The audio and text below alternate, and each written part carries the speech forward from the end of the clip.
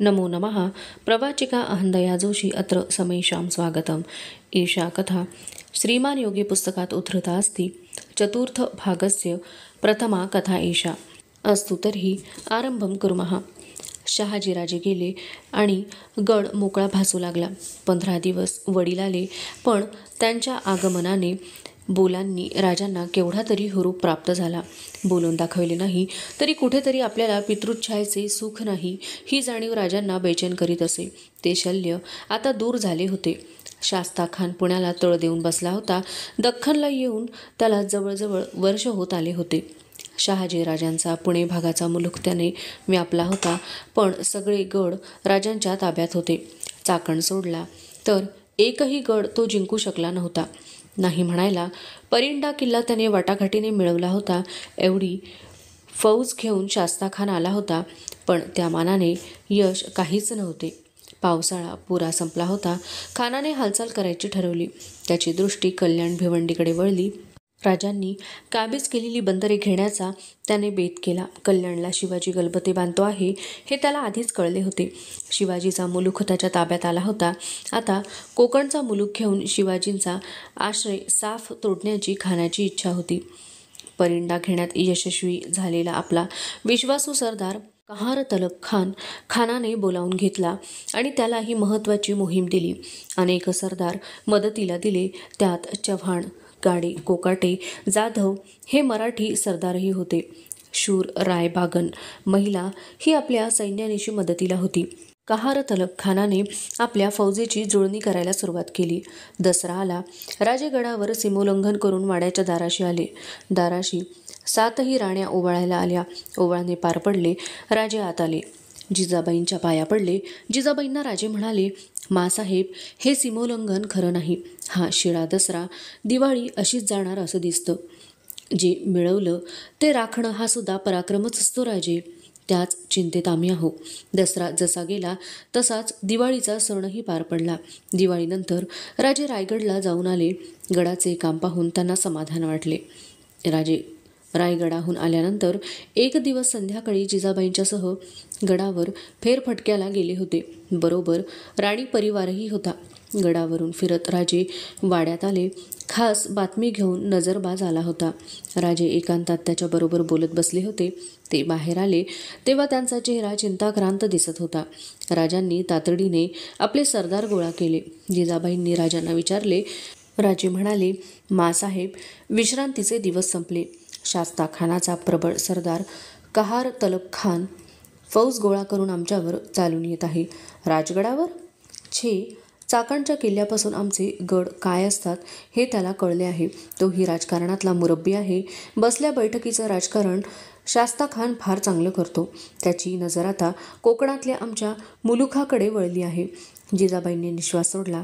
राजे हसून म्हणाले, मासाहेब, इतकी सोपी मोहीम नाही ही. खानाच्या फौजेनं जर तळ कोकण गाठला आणि आमचे चौल, कल्याण, भिवंडी, पनवेल, नागोठणे काबीज केले तर आम्ही पुरे गारद होऊ. वरती देश आणि खाली कोकण आम्ही गमावलं तर नुसतं गडावर राहून किती दिवस चालणार? मग काय बेत आखलात? ही खानाची मोहीम तर थांबवायलाच हवी. खानाचा निश्चित मार्ग कळला की पुढं काहीतरी मार्ग निघेल. राजांनी ही समस्या जेव्हा मंत्रिमंडळाच्या व सेनापतींच्या पुढे टाकली तेव्हा कल्याण भिवंडी लढवावी, खानाला तळ कोकणातच गाठावा असे बहुतेकांचे मत पडले. राजे नुसते हसले. ते म्हणाले, पाहू भवानी काय बुद्धी देते ती. राजांनी फौज एकत्र करण्याच्या आज्ञा दिल्या. दररोज पथके घेऊन दाखल होऊ लागली. सरदार मुजऱ्याला येऊ लागले. राजगडाच्या परिसरात राजांची फौज जमा झाली आणि एके दिवशी गडावर बहिर्जी आला. राजे गडबडीने त्याला महाली घेऊन गेले. बहिर्जी सांगू लागला, कहार तलब खान उद्या कूच करणार आहे. खानाच्या सैन्यात अनेक मराठे सरदार, खुद्द रायबागन सामील आहे.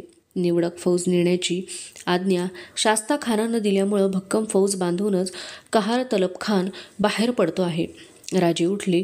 येरझाऱ्या घालू लागले. त्यांनी विचारले, खान कोणत्या वाटेनं जाणार समजलं? जी, खान लोहगड मार्गानं उंबरखिंडीतून कोकणात उतरणार आहे. उंबरखिंड? जी. बहिर्जी, राजे आनंदाने उद्गारले. श्रींनी खानाला कर्मोचित बुद्धी दिली. त्या रात्री राजे समाधानाने झोपी गेले. दुसऱ्या दिवशी राजे जिजाबाईंना म्हणाले, मासाहेब, आम्ही उद्या सीमोल्लंघनाला बाहेर पडणार. जरा उशीर होत आहे, पण इलाज नाही. जिजाबाई म्हणाल्या, पण राजे जपून. राजे म्हणाले, मासाहेब, आजवरच्या मोहिमात ही मोहीम सोपी. या मोहिमेचं यश या क्षणाला आमच्या हाती आहे. हे यश आम्ही पदरात पाडून घेतलं की खानाला थप्पड बसेल. आमचा मुलूक लुटणं जाळणं यात समाधान मानणारा खान जरा शुद्धीवर येईल. पुढची मोहीम आखताना 10 वेळा विचार करील. कूच करण्याचा नगारा झडला. टापांच्या खडखडाटाने गडाचा कोपरान कोपरा भरून गेला. राजे गडाखाली आले. नेताजी आपल्या तुकडीसह उभा होता. राजांनी विचारले, नेताजी, तोफा रवाना झाल्या? जी, 40 लहान तोफा पाठवल्यात. पुष्कळ झाल्या. चला. राजांचे सैन्य वेगाने दौड करीत होते. राजे उंबरखिंडीत आले. गगनाला पोहोचलेल्या उंच पर्वतराईतून उंबरखिंडीतून वाट होती. एका बाजूला उंच कडा, दुसऱ्या बाजूला अनेक ठिकाणी खोल तुटलेले कडे, दाट रानाने दोन्ही बाजू पुऱ्या माखलेल्या आणि त्यातून उंबरखिंडीची अरुंद निमुळती वाट. उंबरखिंडीतील ते निसर्ग वैभव पाहून राजे तृप्त झाले. राजांच्या सैन्याने उंबरखिंडीच्या भोवऱ्याच्या जागा गाठल्या होत्या. उंच वृक्षांच्या गर्द पालवीत टेहेळेकरी बसले होते. जंगलातून जिथून वाट दिसेल अशा ठिकाणी तोफांचे मोर्चे रचले होते. रणवेश केलेल्या राजांनी नेताजींच्यासह साऱ्या मुलुखाची पाहणी केली. राजे आता कहार तलब खानाच्या सैन्याची आतुरतेने वाट पाहत होते. अधुना चतुर्थ भागस्य द्वितीया कथा एषा. राजांना खान घाटावर आल्याची वर्दी आली. रात्रीचे वास्तव्य खानाने घाट माथ्यावरच केले. दुसऱ्या दिवशी सूर्योदयाबरोबर खानाची फौज हल्ली. खान घाट उतरू लागला. रस्ता पाहण्यासाठी पुढे पाठवलेले अश्वपथक टापांचा आवाज घुमवीत उंबरखिंडीत सुरक्षित असल्याचे पाहून माघारी आले. खानाचे घोडदळ, तोफांचे गाडे, सामानांच्या गाड्या, पायदळ यांची रांग जपून पावले टाकीत होती. वाट निमुळती होती. घाटाची वळणे धोक्याची होती. सावकाश धीमे धीमे खानाचा सरंजाम खिंडीची वाट चालत होता. खान काळ्या घोड्यावर बसला होता. खानाबरोबर एका बाजूला अमरसिंह आणि दुसऱ्या बाजूला रायबागन उमद्या घोड्यांवर बसून जात होते. पाठीमागे कहार तलब खानाचे रक्षक पथक तळपत्या शस्त्रांनिशी येत होते. खानाच्या फौजेचा शेवटचा उंट खिंडीत उतरला. सगळे वातावरण कसे शांत होते. वाऱ्याचा कुठे मागमूसही नव्हता. सूर्य डोक्याकडे चढत होता. त्याच्या किरणात सारी खिंड उजळून निघाली. कहार तलब खान रायबागनला म्हणाला, केवढा देखणा आणि सुंदर मुलूक आहे. रायबागन म्हणाली, देखणा खरा, पण खानसाहेब, ही खामोशी, हा सन्नाटा कसा तरीच वाटतो. त्याचवेळी कुठेतरी नगारा दुडदुडला. साऱ्या खिंडीवरच्या रानावर त्याचे तरंग उठले. तोच दुसऱ्या बाजूने तसाच नगारा वाजला. साऱ्या रानात नगाऱ्यांचे आवाज उठू लागले. कहार तलब, रायबागन, अमरसिंह भयभीत होऊन आवाज ऐकत होते. जिकडे पाहावे तिकडून आवाज ऐकू येत होता. कहार तलब स्वगत बोलल्यासारखा चारी बाजूंना पाहत म्हणाला, हा आवाज कसला? कोण नौबत वाजवतो? रायबागन म्हणाली, खानसाहेब, खामोशीचं रहस्य सुटत आहे. शिवाजीनं आपल्याला घेरलं. रायबागनने आपली तलवार उपसली. अमरसिंहाकडे पाहून ती म्हणाली, तुम्ही खानाच्या जवळ राहा, मी पुढं जाऊन पाहून येते. रायबागनने घोड्याला टाच दिली. तोच तोफेचा आवाज साऱ्या दऱ्याखोऱ्यात घुमला. फौजेच्या अग्रभागी एकच गोंधळ उडाला. तोफांच्या माऱ्यात सैन्य अचूक टिपले जात होते. तोफांच्या जोडीलाच आता करणे घुमू लागले. तुताऱ्या शहरे उठवू लागल्या. कोणी दिसत नव्हते. आवाज तेवढे येत होते. खानाच्या फौजेची दाणादाण उडाली. जीव वाचवायला रानाचा आश्रय घेणारा सैनिक अचूक बाणांनी टिपला जात होता. उंबरखिंडीच्या वाटेवर खानाच्या देखत मुडदे पडत होते. खान 2 तोफांच्या गाड्यांमध्ये भोवताली अश्वपथक घेऊन संहार पाहत होता. पुढे गेलेली रायबागन खानाजवळ आली. ती म्हणाली, खानसाहेब, खिंडीच्या दोन्ही वाटा बंद झाल्या आहेत. संतापाने खान ओरडला, शत्रूची कत्तल करा. कुठं आहे शत्रू? रायबागनने विचारले. कत्तल होते आहे आपल्या माणसांची. शत्रू एक दिसत नाही. जंगलात पाठलाग करा. गेलेला एक माणूस परत येत नाही. सारी उंबरखिंड एकाच वेळी किंकाळ्यांनी बिथरलेल्या घोड्यांच्या टापांनी भरून गेली. सामानाच्या गाड्या तोफांनी उडवल्या जात होत्या. साऱ्या वाटेवर सामान फेकले जात होते. खानाच्या खजिन्याचा एक पेटारा असाच फुटून रस्त्यावर विखुरला होता. मोहरांचा सडा पडला होता, पण त्याच्याकडे पाहण्याचा कुणाला धीर होत नव्हता. प्रत्येक सैनिक केव्हा कोणत्या क्षणी कुठून बाण येणार आहे व आपण प्राण घेणार आहे एवढीच प्रतीक्षा करीत होता. काही वेळापूर्वी निश्चल, शांत, निर्मनुष्य असलेली खिंड माणसांच्या मुडद्यांनी, घोडे, बैल यांच्या कलेवरांनी आणि रक्ताच्या शिडकाव्याने भरून गेली. भीती, संताप, उद्वेग यांनी खान थरथरत होता. रायबागन म्हणाली, खान, या शिवाजीच्या अवघड मुलुखात शिरण्याचं धाडस केलंस, त्याचा हा परिणाम आहे. रायबागन, यातून वाट काढ. मगरीच्या जबड्यात शिरल्यावर परतीची वाट कुठली? सोन्यासारखी शाही फौज सिंहाच्या जबड्यात सरळ आणून सोडलीस. आजवर मिळवलेलं सारं यश फुकट गमावलंस. रायबागन, हिम्मतचे काम लो. हिम्मत? खानसाहेब, निदान तुम्ही तरी मला हिम्मत शिकवू नका. आलमगीर पादशहांनी औरंगाबादेत जगजीवनपुरा बांधला, तो माझ्याच मुलाच्या नावानं. औरंगजेबानं ह्या उदाराम पत्नीला रायबागन किताबत दिली, ती हिम्मत पाहूनच. खानसाहेब, फलनिष्पत्ती होत असेल तरच पुरुषाच्या उद्योगाला अर्थ प्राप्त होतो, नाहीतर असलं वेडसाहस उपहासाचा विषय बनतं. रायबागन, तुझा सल्ला काय? सल्ला? अपयश तर निश्चित आहे. शिवाजीनं मनात आणलं तर आता फौजेतला एकही माणूस सुखरूप राहणार नाही. तुझे पटाईत तिरंदाज चित्रासारखे स्थिर आहेत, त्यांना काही दिसत नाही. अदृश्य शत्रूच्या मर्जीवर तुझं सैन्य जीव धरून आहे.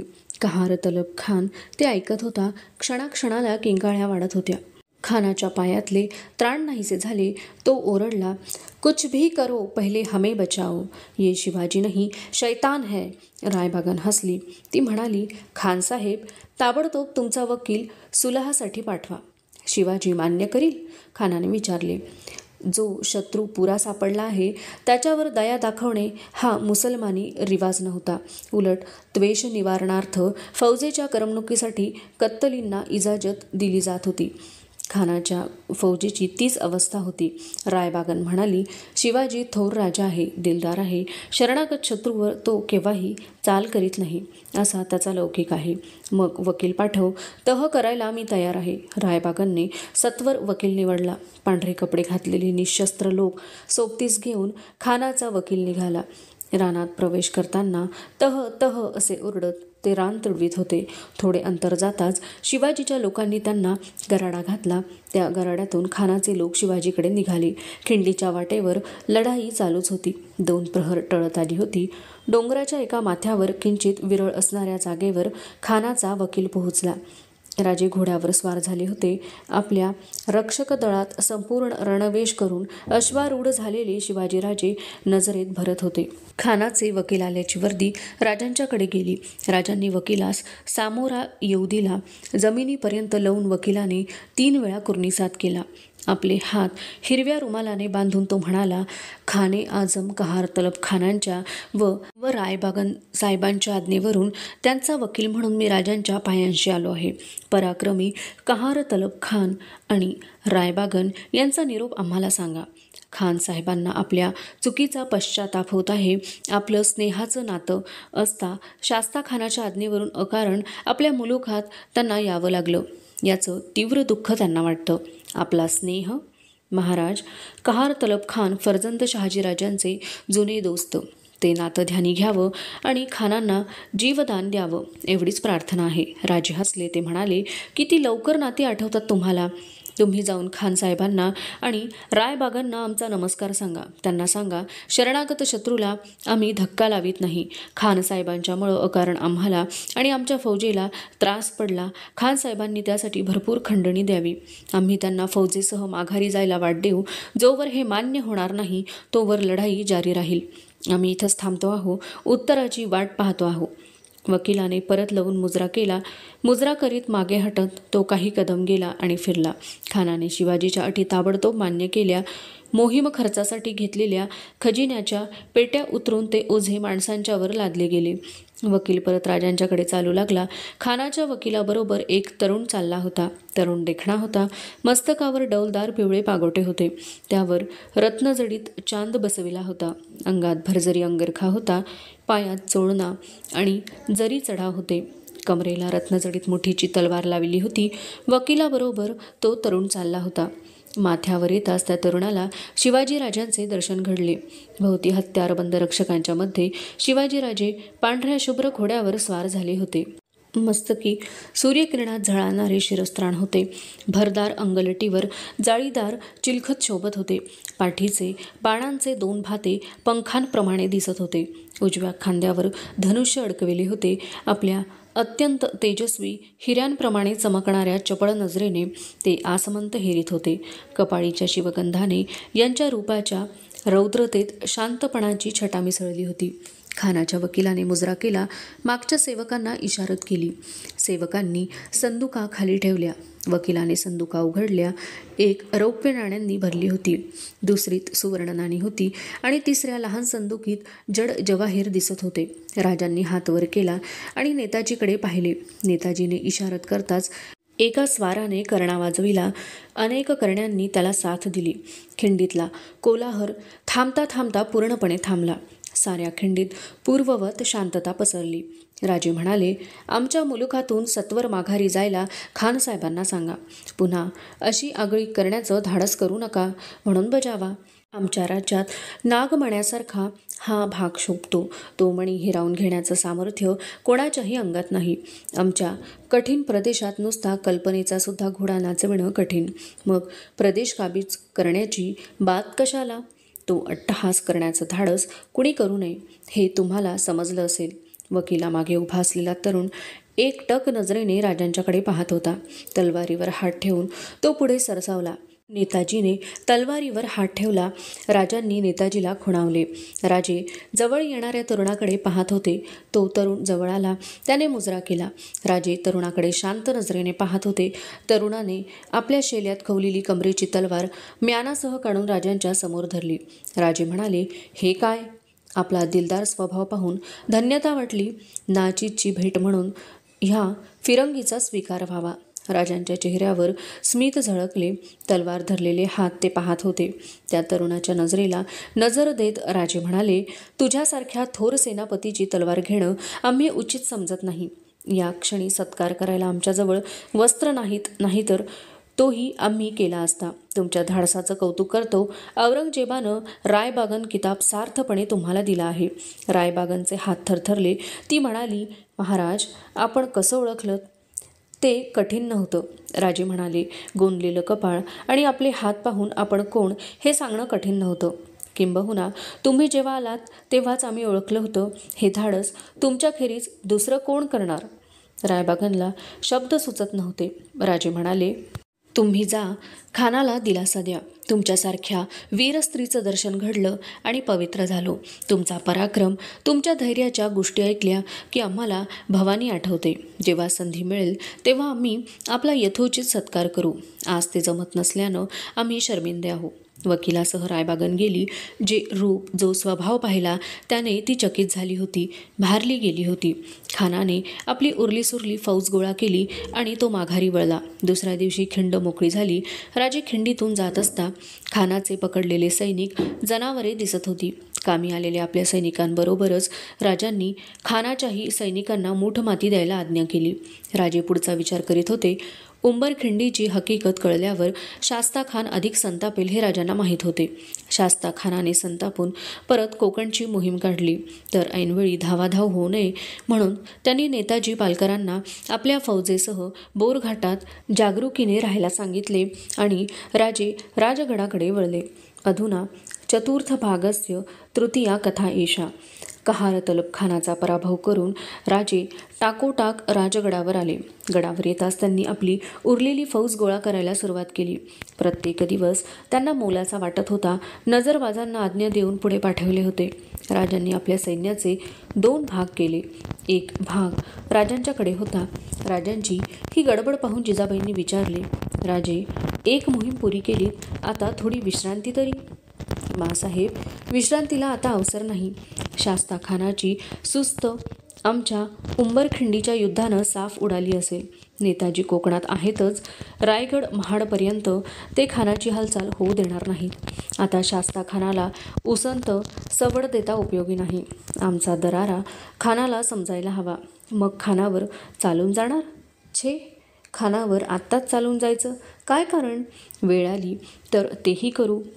पालवणचा राजा जसवंतसिंह आमची आगळी काढतो आहे. पन्हाळ्यावर आम्ही अडकलो असता ज्या सुरव्यांनी आमच्या विरुद्ध शस्त्र धरलं त्यांना जाब विचारायचा आहे. ज्या टोपीकरांनी आमच्या विरुद्ध तोफा डागल्या त्यांची असली घातकी सवय नष्ट करायची आहे. टोपीकरांचा बंदोबस्त आम्ही केला की खानाला आमच्या ताकदीची खरी जाणीव होईल. शंभूबाळ धावत आत आले. राजांनी विचारले, काय छोटे राजे, एवढे धावत आलात? आम्ही तुमच्याबरोबर येऊ मोहिमेला? हो, मासाहेबांनी आम्हाला ही दिली. ही बघा. शंभूबाळांनी छोटी तलवार दाखवली. राजांच्या जिजाबाईंच्या चेहऱ्यांवर हसू होते. राजांनी शंभूबाळाला कौतुकाने उचलले. ते म्हणाले, अजून तलवार म्हणता येत नाही आणि निघाले मोहिमेला? राजे, खेळायचे दिवस फार थोडे आहेत. खेळून घ्या. पुढं आम्ही करतो तोच उद्योग तुम्हाला करावा लागणार आहे. शंभूराजांचा हट्ट घालवीपर्यंत राजांची तारांबळ उडाली. तो काही केल्या ऐकेना. शंभूराजे रडू लागले तसे राजे अस्वस्थ झाले. जिजाबाई गोंधळलेल्या राजांच्याकडे पाहत होत्या. हसत त्या म्हणाल्या, राजे, एवढ्या मोहिमा काढता, बेताकता, पण साधी मुलाची समजूत काढता येत नाही. राजांनी गडबडीने शंभूराजांना जिजाबाईंकडे दिले. संभाजी लाथा झाडीत होता, किंचाळत होता. जिजाबाई मोठ्याने म्हणाल्या, बाळराजे, तुम्ही मोहिमेवर जा. संभाजी एकदम रडायला थांबला. डोळे पुशीत, नाक ओढीत तो रागाने राजांच्याकडे पाहून गाल फुगवून म्हणाला, आबासाहेब वाईट आहेत. जिजाबाई म्हणाल्या, असं बोलू नये बाळराजे. राजे म्हणाले, मासाहेब, रागीट स्वभाव दिसतो बाळराजांचा. आम्ही वाईट तर नेणारच नाही तुम्हाला. संभाजी परत रडण्याच्या बेतात आला. त्याला कवटाळी जिजाबाई म्हणाल्या, गप ना बाबा. बाळराजे, तुम्ही जाणार ना? संभाजीने होकारार्थी मान हलविली. संभाजीला समोर उभे करीत जिजाबाईंनी विचारले, पण तुमची ढाल कुठं आहे? ढाल? संभाजी विचारात पडला. हो, ढाल नाही तर तुम्ही लढणार कसे? संभाजीला उत्तर सुचेना. त्याला जवळ घेत जिजाबाई म्हणाल्या, बाळराजे, तुमची ढाल करायला टाकली ना, ती आली की मग तुम्ही मोहिमेवर जा. मग न्याल? संभाजीने राजांना विचारले. राजांनी संभाजीचा मुका घेतला. ते म्हणाले, हो, जरूर नेऊ. संभाजी आनंदाने पळत गेला.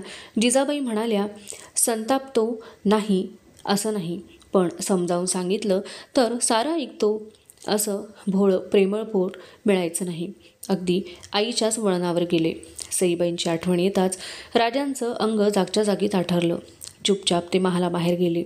दुसऱ्या दिवशी सकाळी राजे मोहिमेसाठी गडाखाली उतरले. वाटेत फौज येऊन मिळत होती. मुक्कामाबरोबर राजांचे बळ वाढत होते. राजांच्या बरोबर तानाजी मालुसरे, पिलाजी निळकंठराव हे सरदार होते.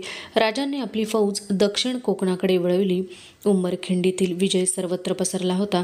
राजे येतात हे ऐकताच कोकणातील पेठा, धनाढ्य शहरे सहज ताब्यात येत होती. जिंकलेल्या मुलखावर नवे अधिकारी नेमून राजे पुढे जात होते. राजांना विरोध झाला तो निजामपूरला. निजामपूर लुटून राजे सरळ दापोलीच्या उत्तरेस असलेल्या पालवणवर चालून गेले. शिवाजी चालून येतो हे कळताच पालवणचा राजा जसवंतराव भयभीत झाला. पन्हाळ्याच्या वेड्यात तो सिद्धी जोहरच्या मदतीला धावला होता. पालवणच्या जसवंतरावाने सरळ पळ काढला आणि तो शृंगारपूरकर सुरव्यांच्या आश्रयाला गेला. राजांनी पालवण काबीज करून दळव्यांचे दाभोळ हे बंदर ताब्यात घेतले. राजांनी चिपळूणला तळ दिला. चिपळूण परशुराम देवस्थानाबद्दल प्रसिद्ध. डोंगराच्या माथ्यावर असलेल्या परशुराम मंदिरात राजे गेले. त्यांनी यथासांग पूजा केली. ब्राह्मणांना भरपूर दान वाटले आणि परशुरामाचा प्रसाद घेऊन राजे देवरुखला आले. शृंगारपूरचे सुर्वे, कुडाळचे सावंत आणि पालवणचे दळवी ही तिन्ही जहागीरवजा राज्ये आपल्याच माणसांची होती. राजांना त्यांच्याशी मैत्री करण्याची इच्छा नव्हती. उलट ते मिळाले तर हवे होते. पन्हाळगडच्या वेढ्यात सुर्वे आपल्या विरुद्ध लढले हा त्यांचा अपराध विसरून राजांनी सुर्व्यांच्याकडे आपला वकील पाठवला आणि निरोप धाडला. आम्ही स्वारीवर जात आहोत. या मुलुखाच्या रक्षणासाठी संगमेश्वरला थोडी फौज ठेवली आहे. आम्ही मोहीम आटोपून परत येईपर्यंत तुम्ही फौजेकडे लक्ष ठेवावे. काही संकट आले तर मदत करावी. शिवाजीराजांच्या आगमनाने भ्यालेला सुर्वे तो निरोप ऐकून निर्धास्त झाला. त्याने आनंदाने राजांची कामगिरी स्वीकारली. त्याने निरोप पाठविला, मी आपला गुलाम आहे. सेवा चाकरीची संधी मिळते हे माझं भाग्य समजतो. अपराध क्षमा करून मला सांभाळून घ्यावे. सुर्व्यांचा निरोप ऐकून राजांना समाधान झाले. मोहिमेवरून परत येतेवेळी सुर्वे यांची समजूत काढून त्यांना मानाने वळवून घ्यायचे राजांनी ठरवले. संगमेश्वरच्या फौजेवर तानाजीला नेमले होते. पाठोपाठ पिलाजी निळकंठही हुकुमाप्रमाणे तानाजीला घेऊन मिळाले. त्या दोघांना थोड्या फौजेसह संगमेश्वरला ठेवून राजे राजापूरच्या रुखाने निघाले. शिवाजीराजे आपले 1000 घोडदळ व 3000 पायदळ घेऊन राजपुरावर थडकले. राजापुराबाहेर राजांनी तळ दिला. राजापूरची चारी बाजूनी नाकेबंदी करून रिवाजाप्रमाणे राजांनी आपला वकील राजापुरात पाठविला. जाताना राजांच्या वकिलाने विचारले, टोपीकरांना बोलवायचे? छे, त्यांना बोलवू नका. ते बिचारे व्यापारोद्यम करून पोट भरतात. आम्ही नंतर त्यांच्या भेटीला जाऊ.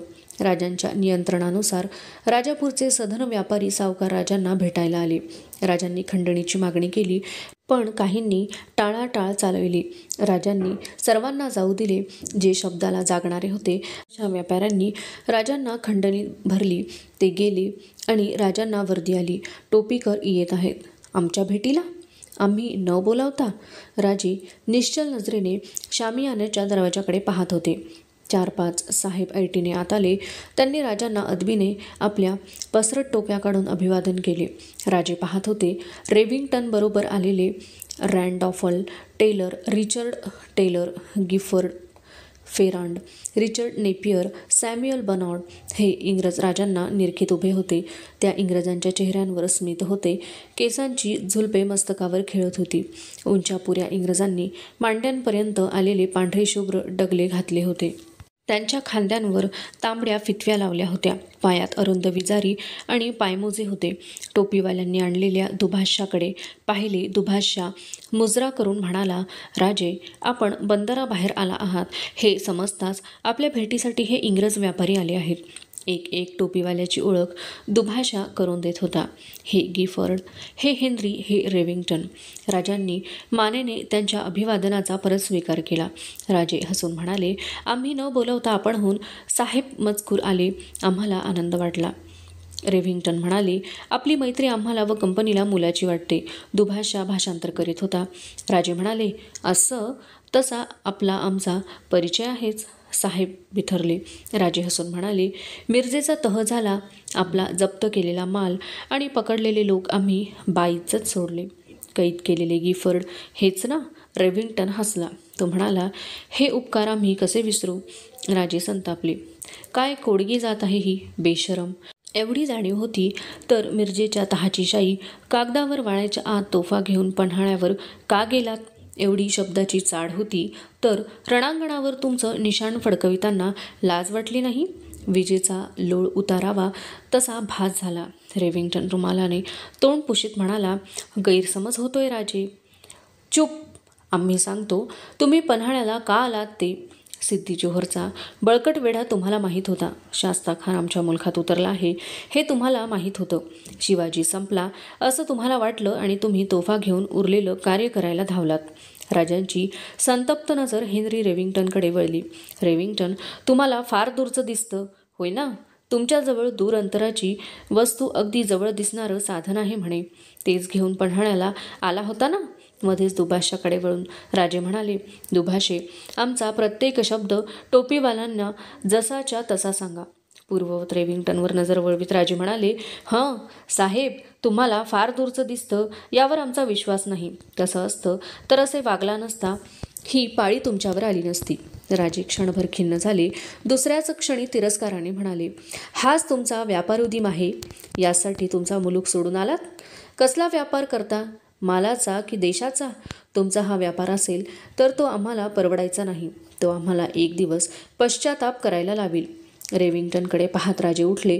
ते म्हणाले, नाही, तुम्हास क्षमा होणे नाही. राजे, आपण म्हणाल ती खंडणी. रेव्हिंग्टन चाचरला. खंडणी? काय उपकार करता काय? राजे द्वेषाने आसनावरून उठले आणि ओरडले, ह्या हरामखोरांना गिरफ्तार करा. आमचा बावटा फडकावून आमच्यावर गोळे उडवल्याचं प्रायश्चित्त त्यांना आणि त्यांच्या कंपनीला मिळायलाच हवं. राजे शामियान्याबाहेर आले. त्यांनी आपल्या फौजेसह राजापुरात प्रवेश केला. ज्या व्यापाऱ्यांनी खंडणी दिली होती तेवढी वगळून बाकी सर्व सावकार आणि व्यापारी यांना संपूर्ण लुटण्याची आज्ञा राजांनी दिली. राजांचे लक्ष इंग्रजांच्या वखारीकडे गेले. तटबंदीने बंदिस्त असलेल्या वखारीकडे बोट दाखवून राजांनी आज्ञा दिली, टोपीवाल्यांची ही वखार पुरी लुटा. कुदळी लावून खंटी करून लूट करा. जेवढे टोपीवाले सापडतील तेवढे गिरफ्तार करा. कोणी शस्त्र उगारलं तर त्यांची गय न करता सरळ कत्तल करा. संतापलेल्या राजांचा आवाज एकदम नरम बनला. ते आपल्या शेजारच्या हवालदाराला म्हणाले, बाळाजी आवजी नामक माणसाचा जारीनं तपास करा. त्याचा शोध करून त्याला आमच्यासमोर हजर करा. राजापूरची लूट सुरू झाल्याचे पाहून राजे परत शामियान्यात आले. सायंकाळपर्यंत लूट चालली होती. लुटीचा माल राजांच्या समोर येऊन पडत होता. शामियान्याबाहेर लुटीच्या इतर सामानांचे ढीग लागले होते. पितळ, शिसे, तांबे, लोखंड, कथील, काच, सुवर्ण, चंदन, कस्तुरी, केशर, नाना प्रकारची औषधे, गेंड्यांची शिंगे, राळ, शिलाजीत, मेण, मसाल्याचे नाना जिन्नस लुटीमध्ये होते. राजपुरातील वखारींच्या गाड्या, घोडे, बैल जप्त करून लुटलेला माल आणि अगणित संपत्ती बंदोबस्तात राजांनी गडावर पाठवून दिली. वखारीचे सर्व इंग्रज कैद केले गेले. रेव्हिंग्टनला व त्याच्या साथीदारांना सोनगडाला कैदेत ठेवण्याचा हुकूम दिला. इतर इंग्रजांना दुसऱ्या गडावर कैदेत टाकले. शिवाजीच्या क्रोधाचे पहिले प्रत्यंतर इंग्रजांना आले. राजे वाट पाहत होते. हवालदार आत आला आणि त्याने वर्दी दिली. हुकुमाप्रमाणे बाळाजी आवजीला आणले आहे. राजे अधीर होऊन म्हणाले, त्याला आमच्या समोर घेऊन या. आम्ही त्याचीच वाट पाहत होतो. बाळाजी आवजीला आणले गेले. राजे त्या तरुणाकडे पाहत होते. बिचारा घाबरून थरथर कापत होता. राजांच्या कानांवर स्त्रीचे रडणे पडले. त्यांनी विचारले, कोण रडतंय? बाळाजीची आई आहे महाराज, त्यांना आत पाठवा. एका वृद्धा धावतच आत आली. तिच्याबरोबर तिघे होते. त्या बाईने एकदम राजांचे पाय धरले. ती म्हणाली, राजे, आम्ही गरीब, आमच्याजवळ काही नाही हो.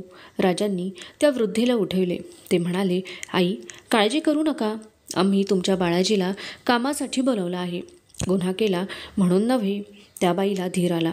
ती म्हणाली, राजे, काय सांगू माझी कर्मदशा. माझे मालक सिद्धीकडे दिवाण होते. सिद्धीची मर्जी फिरली. त्यांनी माझ्या मालकांना, दिरांना मारलं आणि मला माझ्या 3 मुलांना गुलाम म्हणून विकायला पाठवलं. राजे, खलाशांना माझी दया आली. त्यांनी आम्हाला मस्कतला न नेता राजापूरला आणलं. इथं माझा भाऊ व्यापार करतो. त्याचं नाव विसाजी शंकर. त्यानं ओळख न दाखविता आम्हाला विकत घेतलं.